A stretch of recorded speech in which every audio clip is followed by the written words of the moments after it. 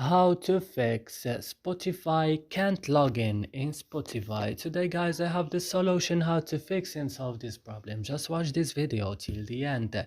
So let's start. So first you have to go and open the settings of your phone. Then you have to go directly to apps or applications, and here you will find all the applications that you have on your phone. So what you should do, just search just for Spotify only, and when you found it, just open it like this and go directly to storage option. Then go to the last button, clear data, click OK and go back and click on force stop and click OK. And now the last thing is going to Play Store and updating your Spotify application. And that's it. I hope this video is useful for you guys. Don't forget to like and subscribe in our channel, and see you in another video.